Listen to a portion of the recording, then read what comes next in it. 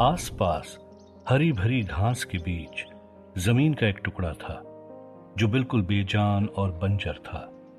उसी बंजर जमीन पर एक के बाद एक कुल्हाड़ियों से पुलिस वालों ने खुदाई शुरू कर दी थी। कुछ हवलदार के चेहरे पर डर का भाव साफ देखा जा सकता था, पर किसी की हिम्मत नहीं थी सीबीआई चीफ नायडू के दिए ऑर्डर को कोई मना कर सके। नायडू भी बेचैन था इस पूरे केस का सच पता लगाने के लिए, और तभी उसका फोन बजता है। फोन की दूसरी तरफ था पुलिस इंस्पेक्टर साटम। साटम ने नायडू को फोन पर बताया कि सर, अभी थोड़ी देर पहले पुणे के पॉश इलाके में एक 70 साल के व्यक्ति का मर्डर हुआ है। नायडू ने कहा, तो ठीक है, तहकीकात करो। तुम जानते हो मैं कितने बड़े केस को सॉल्व करने में लगा हूं, फिर भी इन चीजों के लिए मुझे परेशान कर रहे हो।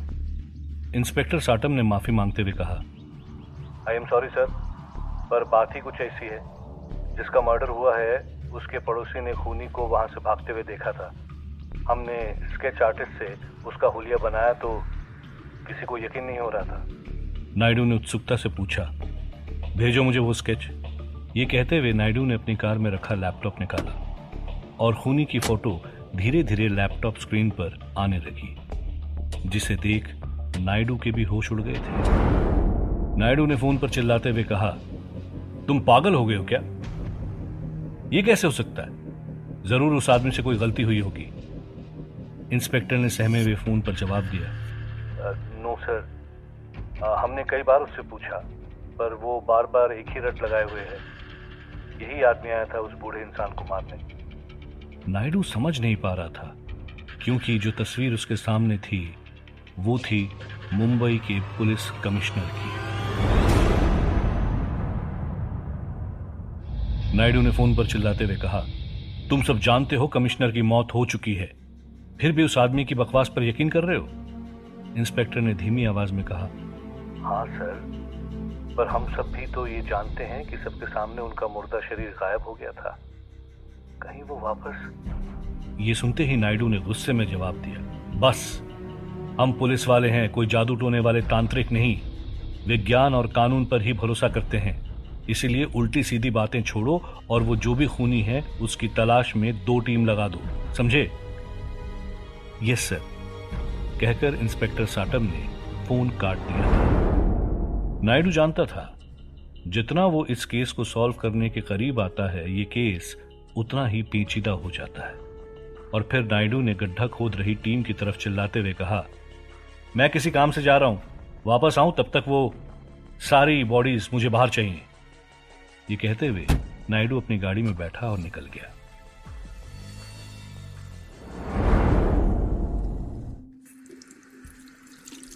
अपने खून से सने हाथों को पानी से धोता हुआ कमिश्नर सोच रहा था, चलो 7 में से 2 को तो मार दिया, उस बाबा अग्निवेश को सबसे आखिरी में ढूंढूंगा, तब तक बचे 4 लोगों को मौत के घाट उतार के आता हूं, फिर मेरा जिस्म हमेशा के लिए मेरा होगा, और नरकदूत की इन ताकतों से तो मैं सैकड़ों मास्टर जैसे मुजरिम को मार गिराऊंगा।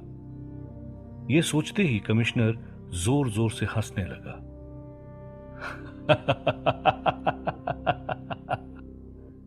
और फिर एक ही पल में वहां से हवा में उड़ते हुए अपने अगले शिकार की तरफ निकल गया। निकल तो राहुल और मास्टर भी गए थे, बाबा अग्निवेश के बताए हुए वज्र को ढूंढने। राहुल तेजी से कार चला रहा था, मास्टर उसके बाजू में बैठा था और पिछली सीट पर पड़ा था बर्फ में जमा यादव का शरीर। मास्टर ने तंज कसते हुए कहा, अगर हम उड़कर जाते तो कब तक पहुंच चुके होते? राहुल ने कहा, तुम शायद भूल गए हो मेरे अंदर अब कोई शक्तियां नहीं है, मैं नहीं उड़ सकता तो। मास्टर ने गहरी आवाज में कहा, तो मुझे उस जगह का पता बता सकते थे, या फिर कहीं ऐसा तो नहीं कि तुम्हें मुझ पर भरोसा नहीं?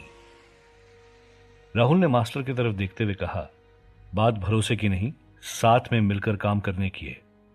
जब हमारा मकसद और मंजिल दोनों एक ही है तो फिर अलग अलग दिशा में जाने से क्या फायदा? मास्टर ने अपने हाथों से ताली बजाते हुए कहा, वाह राहुल वाह, ज्ञान की बात तो तू बड़ी अच्छी कर लेता है। और तभी मास्टर ने चीखते हुए कहा, आगे देख, खाई है। और तभी राहुल ने जोर से गाड़ी का ब्रेक दबाया। कार स्लिप होती हुई पहाड़ की चोटी तक आ पहुंची थी। अगर सही वक्त पे राहुल ने ब्रेक ना लगाया होता तो शायद ये दोनों इस वक्त खाई की गहराई नाप रहे होते। राहुल और मास्टर ने कार से उतरकर देखा तो नीचे एक वीरान खाली सा गांव था, जिसकी दीवारें मिट्टी की थी और चारों तरफ धूल ही धूल थी। राहुल ने हैरानी से पूछा, ये गांव तो बंजर है, यहां कैसे इतना बेशकीमती वज्र यंत्र हो सकता है? मास्टर ने गांव की तरफ नजर घुमाते हुए कहा, ये सदियों पुराना गांव है, जिसे खुद देवताओं ने बसाया था। इसीलिए बहुत कम लोगों को इसके बारे में पता है। मैंने किताब में पढ़ा था ऐसे ही एक गांव के बारे में। कभी सोचा नहीं था कि मैं इसे अपनी आंखों से कभी देख भी पाऊंगा। राहुल ने मास्टर से पूछा, तो अब क्या करेंगे हम? मास्टर ने हंसते हुए कहा, अपनी किस्मत पर पड़ी धूल अब इस गांव का तूफान ही साफ कर सकता है। चल। ये कहते हुए मास्टर कार की तरफ बढ़ा और यादव का बर्फ से जमा जिस्म उठा लिया और गांव की ओर बढ़ चला। राहुल भी मास्टर के पीछे पीछे इसी उम्मीद से चल पड़ा कि वो वज्र यंत्र मिलते ही राहुल का जिस्म उसे वापस मिल जाएगा। उम्मीद का दामन थामे तो सीबीआई नायडू भी वापस उसी जगह आ गया था जहां हवलदार गड्ढा खोद चुके थे। नायडू ने अपनी कार से उतरते हुए उन हवलदारों के बुझे हुए चेहरे देखकर पूछा, क्या हुआ? तभी एक हवलदार ने कहा, साहब 10 फीट खोद चुके हैं पर एक भी बॉडी नहीं मिली हमें। नायडू ने हैरानी से पूछा, पर ऐसा कैसे हो सकता है? उनका मुर्दा जिस्म तो यहीं गाड़ा गया था ना?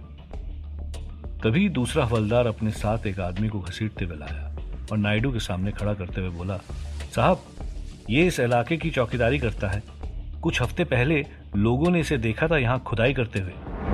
नायडू ने उस आदमी को गर्दन से पकड़कर खींच के एक चांटा लगाया तो वो चौकीदार वहीं जमीन पर गिर गया। नायडू ने गहरी आवाज में कहा, देख, घुमा फिरा के बात नहीं करूंगा, चुपचाप बता दे तूने खुदाई क्यों की थी? क्या किया था तूने महेंद्रनाथ के परिवार की मुर्दा जिस्मों के साथ?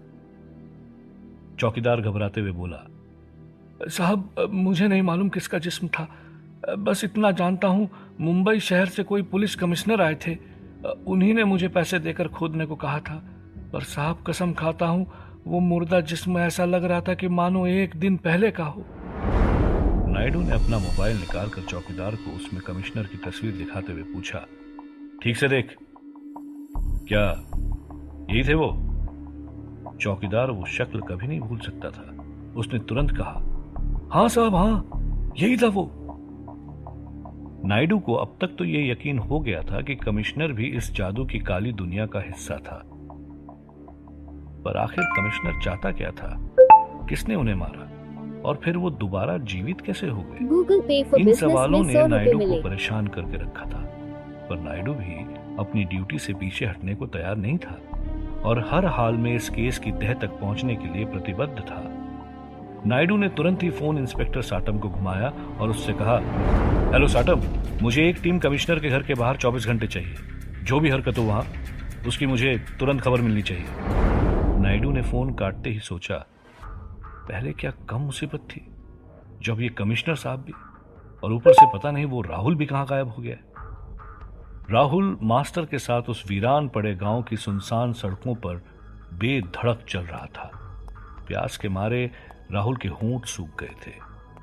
राहुल ने हांफते हुए मास्टर से कहा,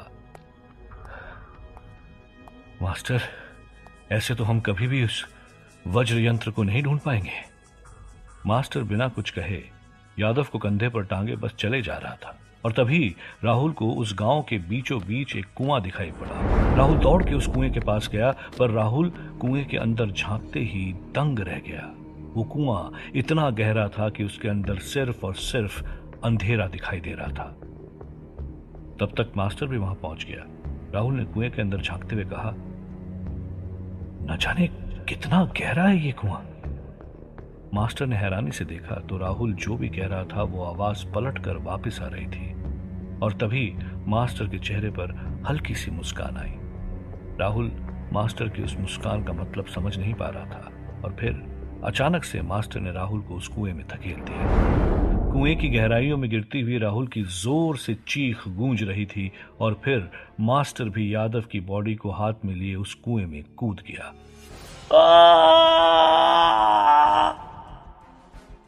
अंदर मिट्टी के टीले पर गिरते ही राहुल जोर से चिल्लाया और तभी मास्टर भी वहां जमीन पर आ चुका था। राहुल ने गुस्से से मास्टर की तरफ देखते हुए कहा, धक्का क्यों दिया? तुम बता देते यहां रास्ता है तो मैं खुद ही कूद जाता ना। मास्टर ने हंसते हुए कहा, तुम सवाल पूछते, मुझे समझाना पड़ता, इतना समय नहीं था मेरे पास। ये कहते हुए मास्टर कुएं के अंदर से जा रहे रास्ते से होते हुए आगे बढ़ा तो वो देखकर हैरान रह गया था। राहुल भी दौड़ते हुए पीछे से आया तो देखा एक कुएं के अंदर एक बहुत ही विशाल गुंबज बना था। छोटे छोटे मकान थे, ऐसा लग रहा था मानो लाखों साल पहले यहां लोग रहा करते थे। और तभी मास्टर ने उंगली दिखाते हुए राहुल का ध्यान वहां बीच में खड़ी एक विशाल काय जानवर की स्मृति पे किया। ये जानवर दिखने में तो शेर की तरह था पर उसकी पूंछ सांप की थी। वो सांप जिसके मस्तक के बीचों बीच चमक रहा था हीरे की तरह वो वज्र यंत्र। राहुल ने चीखते हुए कहा, मिल गया, मिल गया। पर मास्टर के माथे पर शिकन थी। वो जानता था कि यहां तक जैसे तैसे पहुंच तो गए पर उस वज्र को निकाल पाना आसान नहीं था। मास्टर और राहुल दोनों उस विशालकाय जानवर की स्मृति के पास पहुंचते हैं जहां रखे एक बड़े से पत्थर पर लिखा था, जिस किसी ने भी इस वज्र को निकालने की कोशिश की वो इस सर्प के क्रोध का कारण बनेगा। राहुल ने घूरते हुए मास्टर की तरफ देखा। मास्टर ने गहरी सांस लेते हुए कहा, हाँ, कुछ तो सोचना पड़ेगा। एक सस्ते से होटल का दरवाजा खुलता है। राहुल के पिता 2 सूटकेस लिए अंदर घुसते ही उस कमरे का दरवाजा लॉक कर देते हैं और सोफे पर बैठकर चैन की सांस लेते हुए सोचते हैं, हाँ, यहां मुझे कोई नहीं ढूंढ पाएगा। और तभी पीछे से एक गहरी आवाज आती है, अपनी मौत से कितना भागेगा तू? राहुल के पिता पलटकर चौंकते हुए देखते हैं और सुन पड़ जाते हैं। उनके सामने खड़ा था कमिश्नर, एक शैतानी हंसी अपने चेहरे पर लिए। राहुल के पिता कांपते हुए कहते हैं, कमिश्नर साहब, आप तो मर चुके थे ना? कमिश्नर ने हंसते हुए कहा, तू तो यही चाहता था ना कि मैं मर जाऊं ताकि तेरा भागने का रास्ता साफ हो सके। राहुल के पिता कहते हैं, नहीं, ये कैसी बातें कर रहे हैं आप? मुझे लगा नरकदूत ने आपको भी मार दिया है। कमिश्नर ने हंसते हुए कहा, नरकदूत ने ही तो मुझे दूसरा मौका दिया है, वो भी इन शक्तियों के साथ। ये कहते ही कमिश्नर ने राहुल के पिता की तरफ उंगली उठाई और राहुल के पिता हवा में टंग गए और फिर एक झटके में जमीन पर आ गिरे। राहुल के पिता ने हकलाते हुए कहा, मैं तो आपके साथ था, फिर आप मुझे क्यों मारना चाहते हैं? कमिश्नर, कोई दुश्मनी नहीं मेरी तुझसे। मैं तो बस नरकदूत का कहा काम कर रहा हूं। बस उन लोगों को मार रहा हूं जिनके सर पर लाल निशान है। कमिश्नर की नजरों से राहुल के पिता के ऊपर वो लाल निशान साफ चमक रहा था। राहुल के पिता ने अपनी जान की भीख मांगते हुए कहा, मुझे जाने दो, मैंने मना किया था अपनी पत्नी को उस बच्चे को सहारा देने को। आज वही मेरी मौत का कारण बन रहा है। कमिश्नर ने उत्सुकता से पूछा, मतलब? राहुल के पिता ने कहा, मतलब यह कि राहुल मेरा बेटा है ही नहीं, उसे तो हमने गोद लिया था और फिर। कमिश्नर ने राहुल के पिता को शांत करते हुए कहा, मुझे तेरे अतीत से अब कोई लेना देना नहीं। मेरा बस एक ही काम है, नरकदूत की इच्छाओं को पूरा करना। यह कहते हुए कमिश्नर ने खंजर निकाला और धीरे धीरे राहुल के पिता की तरफ बढ़ते हुए कहा, आज तू मरेगा, कल तेरा बेटा राहुल भी मरेगा। कमिश्नर ने राहुल के पिता की तरफ खंजर बढ़ाया और राहुल का पिता अपने अंतिम पलों में डर के मारे चीख पड़ा। मास्टर बड़ी गौर से उस जानवर की स्मृति का मुआयना कर रहा था और फिर तभी मास्टर ने गहरी आवाज में कहा, अब और कोई चारा नहीं। ये कहते हुए मास्टर हवा में उड़ने लगा, फिर बिजली की रफ्तार से उस सर्प पर बने वज्र को अपने हाथों से पकड़ा, पर तभी वो पूरा इलाका भूकंप की वजह से हिलने लगा। मास्टर ने अपनी पूरी ताकत लगा के उस वज्र को खींचने की कोशिश की, पर वो टस से मस तक नहीं हुआ। राहुल चीखा, बस करो। राहुल की बात मानते हुए मास्टर दोबारा नीचे आया और राहुल की तरफ चिल्लाते हुए कहा, तो क्या करूं? हम यहां बैठकर तमाशा भी तो नहीं देख सकते। पर राहुल मास्टर की बातों पर ध्यान नहीं दे रहा था।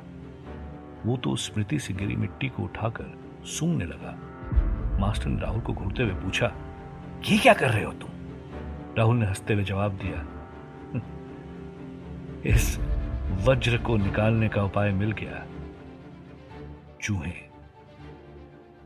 मास्टर ने चौंकते हुए पूछा, चूहे? राहुल ने कहा, हाँ, मिट्टी की ये खुशबू चूहों को बहुत पसंद होती है। अगर वो उस वज्र के आसपास की मिट्टी कुतर कर निकाल देंगे तो वज्र अपने आप गिर जाएगा। मास्टर ने खुशी से कहा, चूहों की तो अपने पास कोई कमी नहीं है। ये कहते हुए मास्टर ने 2 चूहे के पिंजरे प्रकट किए और पिंजरा खोलते हुए अपने चूहों को वज्र के आसपास की मिट्टी को कुतरने का आदेश दिया। मिनमिनाते हुए चूहे आगे तो बढ़े, पर वो भी उस विशाल जानवर की स्मृति देख दोबारा लौटकर पिंजरे में वापस आ गए। मास्टर ने चीखते हुए कहा, ऐसे नहीं मानोगे तुम लोग। और अगले ही पल मास्टर ने पिंजरे में आग लगा दी। सारे चूहे भागते हुए उस जानवर की स्मृति पर चढ़ गए और वज्र के आसपास की मिट्टी को कुतरने लगे। ये देखकर मास्टर खुशी से उछल पड़ा, पर मास्टर की इस हरकत ने राहुल को सोच में डाल दिया। क्या ऐसा इंसान जो जानवरों को अपने फायदे के लिए नुकसान पहुंचाता है, क्या वो अच्छा हो सकता है? बाबा की कही बात राहुल के दिमाग में गूंज रही थी, मास्टर शैतान है, शैतान। राहुल अपनी सोच में उलझा हुआ था कि तभी वो वज्र सर्प के माथे से गिरा और मास्टर ने उसे हवा में ही अपने हाथों में पकड़ लिया। वो वज्र पकड़ते ही एक अद्भुत रोशनी मास्टर के शरीर से निकली और फिर खुद को संभालते हुए मास्टर ने कहा, इसी चीज की तो मुझे तलाश थी। राहुल भी उत्साह में अपने सारे ख्याल भूल गया था और जोर से चीखा, इसका मतलब अब मुझे मेरा शरीर वापस मिल जाएगा। ये सुनते ही मास्टर के चेहरे पर अजीब सी हंसी आई। मास्टर वज्र को अपने हाथ में लेकर तेजी से राहुल की तरफ बढ़ा। राहुल चौंक गया था कि तभी मास्टर ने वज्र से राहुल के सर पर वार किया। राहुल अचानक से जमीन पर गिरकर तड़पने लगा। मास्टर खड़ा खड़ा बस उसे देखता रहा और देखते ही देखते राहुल ने अपनी आखिरी सांस ले ली थी। राहुल मर चुका था।